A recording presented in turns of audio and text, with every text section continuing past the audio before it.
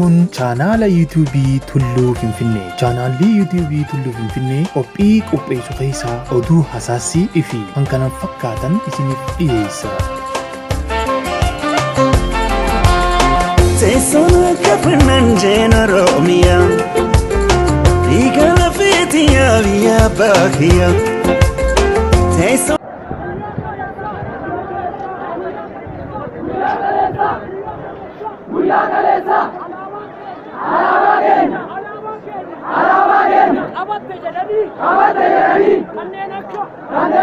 Jafar Yusuf, mana hidati.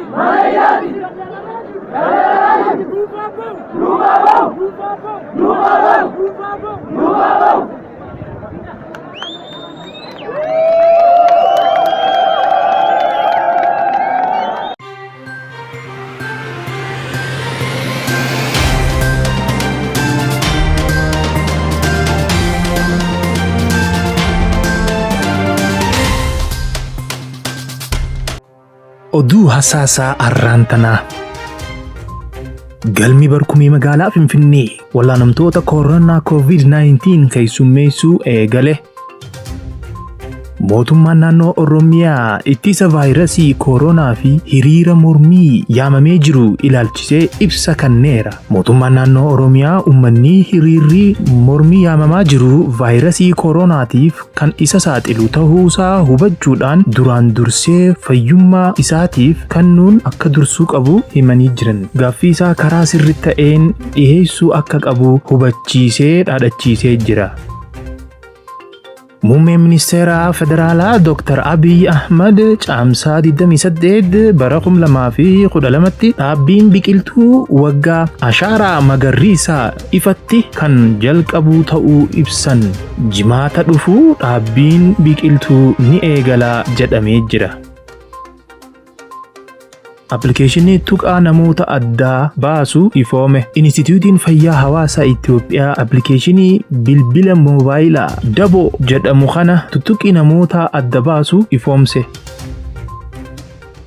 Qaamoleen nagayaa naannolee fi federaalaa haala raawwii labsii yeroo ariifachiisaa gamaaggaman.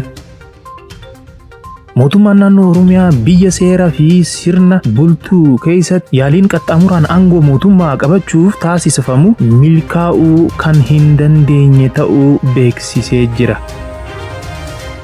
Ministeerri nagayaa weerara vaayirasii koronaa ittisuuf kan oolu naannolee 9 bulchiinsa magaalaa 2 fi bakka bu'oota koomishinii poolisii federaalaatiif deeggarsa taasise. Baatii 4 dhufanitti dhaabbilee fayyaa qofaaf haguuggin afaanii fi funyaanii miliyoona 130 akka barbaachisu ministeerri fayyaa Dr. Liyaa Taaddasaa himanii jiran.